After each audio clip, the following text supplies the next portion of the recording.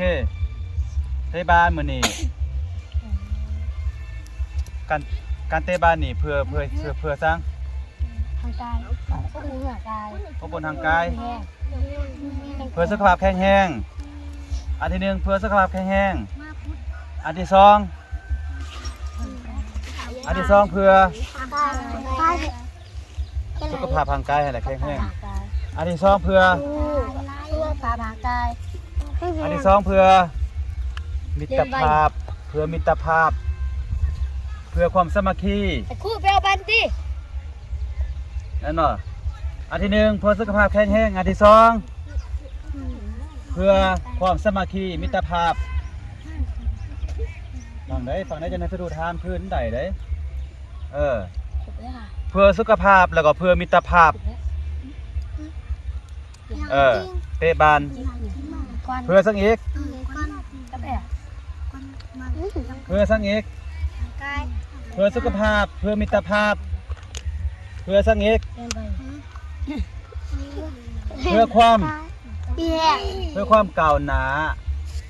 เห็นบ่เขาเตะบานจนห่างจนรวยไหมน่ะอันนั้นเพื่อความก้าวหน้าเนาะบัดนี้เพื่อสุขภาพเห็นได้เพื่อสุขภาพการลิ้นปิ้นก็มีสุขภาพแห้งๆแม่นบ่การลิ้นปิ้นเป็นไงนะเจ็บสุขภาพเป็นไงนะขาหักแม่นบ่เพื่อมิตรภาพเดี๋ยวได้เพื่อมิตรภาพเพื่อสร้างความสามัคคีหักแพงกันนั่นน่ะฉะนั้นเฮานี่มันแต่บานนักกายาเวลาเตะอันที่หนึ่งสะดุใครหือเพื่อสุขภาพเพื่อมิตรภาพแล้วก็เพื่ออนาคตที่ดีเนาะก่อยเตะคือใส่ลีลาเตะใส่แห้งเตะแล้วถือข้ามูแหละมูเจ็บเด้อกันตัวได้เจ็บบัดนี้น่ะทีมตัวได้เจ็บแหลนแต่รางวัลฟังดีๆได้กติกาได้นี่น่ะคันทีมตัวได้เจ็บแหลนแต่รางวัลชนะกันได้รางวัลกันเจ็บน่ะอันนี้กติกาเนอะกันเจ็บชนะได้รางวัลตัวเตะตัวชนะก็ได้รางวัลตัวอันนั้นชนะก็ได้รางวัลกันเจ็บน่ะเห็นบ่เข้าใจบ่เข้าใจกติกาบ่ตัวชนะได้ตัวหน้า100,000ตัวชนะได้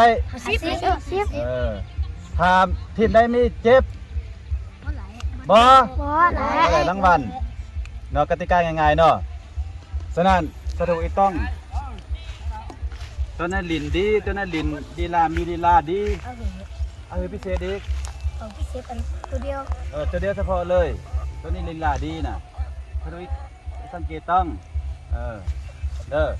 เข้าใจบ่ฉะนั้นการลินเตะบานต้องมีลีลาการมีลีลามีการหลอกมีการใส่แห้งเตะได้แต่เขาเข้าใจบ่ก็มีวิธีเตะลอกเตะในเขาโคนในต้องทีมต้องสามัคคีกันถ้ามีความสามัคคีกันแล้วมันก็จะชนะเข้าใจตีแต่เนาะเอาบันนี้ก่อนอีไปเตะบานต้องนั่งสมาธิก่อนนั่งสมาธิอยู่กี่เท่ามีสมาธิ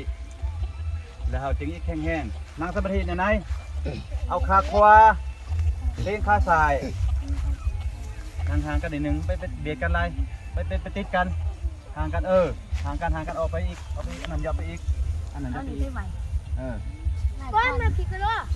กมือข้อขึ้นทิ้งมือซ้ายถึงแล้วนั่นน่ะมือขวาทิ้งมือซ้ายแล้วมือขวาแล้วไม่ยิงก็มานั่งประกันก็ได้แล้วร้านนั่งอยู่มาเหรอมาลูกมาอีหลานมานั่งนี่อีหลานนั่งนี่ก็นั่นมาพี่นั่งอยู่ใกล้เส้นน้อยก็ได้นั่งมันกันนั่งมันกันเอาขาขวาเต้นขาซ้ายขาขวาเต้นขาซ้ายนี่ขาขวาแล้วเต้นขาซ้ายขาขวาจิ้งก่อนขาขวาไอ้ผู้ไหนเห็นขอบอยู่แล้วมันมีแล้วมือเฮ็ดนี่มือขวาเต้นมือซ้ายป่ะเนี่ยมือขวามือขวามือขวามือขวามือขวามือขวามือขวา ขวาแล้วอันนี้มือขวาแล้วจะเนี่ยไปโบนี่มักพอคืออะไรมือโบเด้อมือขวาแล้วมือขวาติ้งมือสาแล้วมือเทกันนะมือขวาแล้วเอามือขวาติ้งนี่มือสายลงกำลังตั้งใจ เป็นนั่นเด้อตั้งใจสมาธิเด้อน างรับตาแล้วหันใจเขา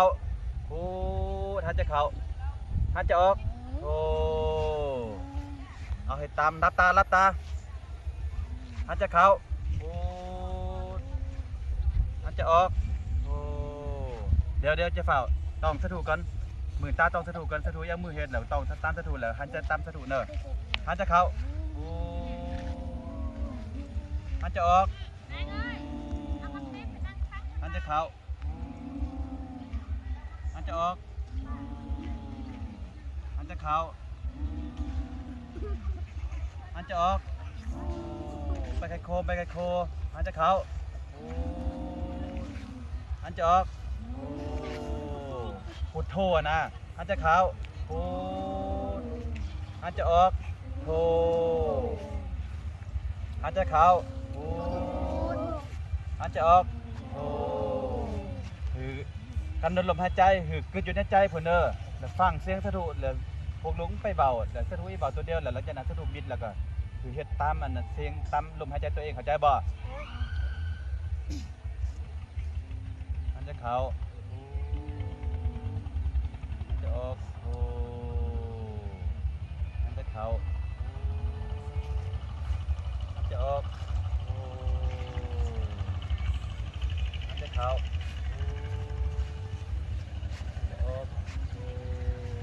รับตาดีๆเนอะห้ามต้องตัวอื่นห้ามหยอกกันตอนนี้หยอกกันระวังถ้าดูกันทายบุกอยู่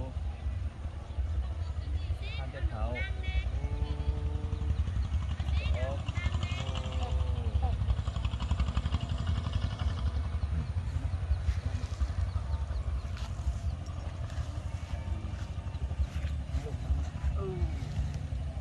รับตาเสียงสังกะยาไปมื่นตาเนอะ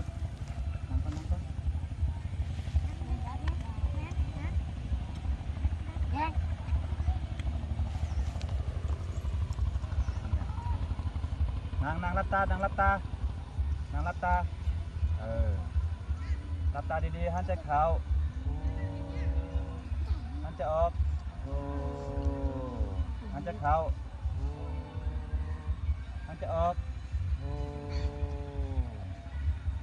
มื่นตาจะไปมื่นตาเตอถ้ารวมเต้นบอกมื่นตาหันใจออกหันใจเขามันจะออกโอ้หามไข่โคมันจะเขารับตาห้ามมืนตาเด้อ โอ้มันจะเขามันจะออกห้ามมืนตาเด้อ หามมืนตา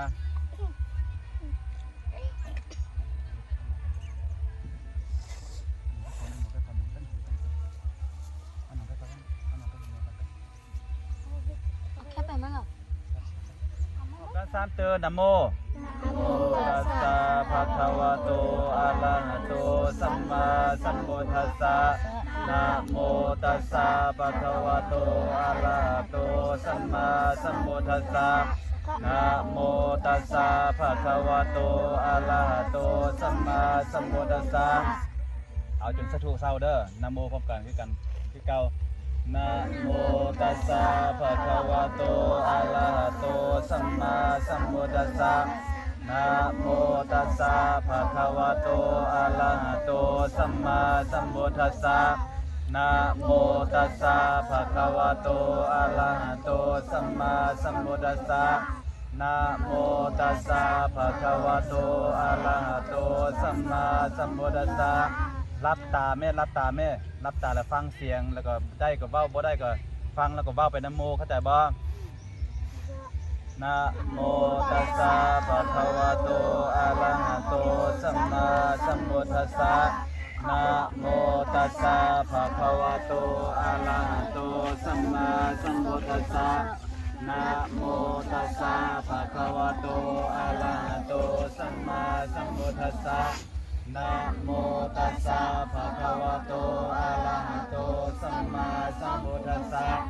นะโมตัสสะภะคะวะโตอะระหะโตสัมมาสัมพุทธัสสะ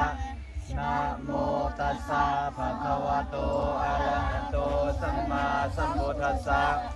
นะโมตัสสะภะคะวะโตอะระหะโตสัมมาสัมพุทธัสสะนะโมตัสสะภะคะวะโตอะระหะโตสัมมาสัมพุทธัสสะนะโมตัสสะภะคะวะโตอะระหะโตสัมมาสัมพุทธัสสะนะโมตัสสะภะคะวะโตอะระหะโตสัมมาสัมพุทธัสสะนะโมตัสสะภะคะวะโตอะระหะโตสัมมาสัมพุทธัสสะนะโมตัสสะภะคะวะโตอะระหะโตสัมพุทธัสสะนะโมตัสสะภะคะวะโตอะระหะโตสัมมาสัมพุทธัสสะนะโมตัสสะภะคะวะโตอะระหะโตสัมมาสัมพุทธัสสะนะโมตัสสะภะคะวะโตอะระหะโตสัมมาสัมพุทธัสสะนะโมตัสสะภะคะวะโตอะระหะโตสัมมาสัมพุทธัสสะนะโมตัสสะภะคะวะโตอะระหะโตสัมมาสัมพุทธัสสะนะโมตัสสะภะคะวะโตอะระหะโตสัมมาสัมพุทธัสสะ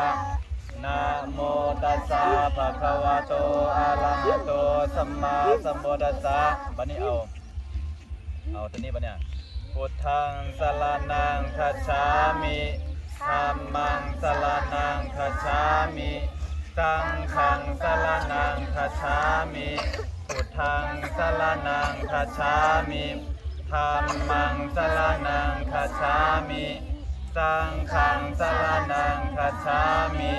พุทธังสรณังคัจฉามิธัมมังสรณังคัจฉามิสังฆังสรณังคัจฉามิพุทธังสรณังคัจฉามิธัมมังสรณังคัจฉามิสังฆังสรณังคัจฉามิพุทธังสรณังคัจฉามิธัมมังสรณังคัจฉามิสังฆังสรณังคัจฉามิพุทธังสรณังคัจฉามิธัมมังสรณังคัจฉามิสังฆังสรณังคัจฉามิ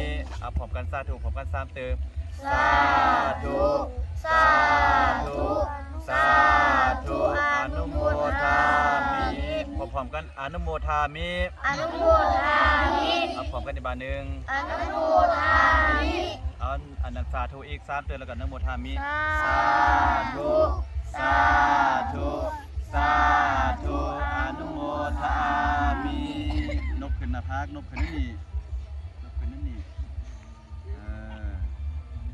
ได้บ่ชื่ออยู่บ่คือนิดหน่อยยากบ่ยากบ่ได้แล้วบ่เตรียมพร้อมแล้วบ่ใครเตรียมพร้อมยกมือขึ้นไป พี่ไม้ขึ้นครูแดง มาแบง ขวัญไอ้พี่พี่ไอ้พี่ เกี่ยวเลยโอ้ยเอาเด้อไป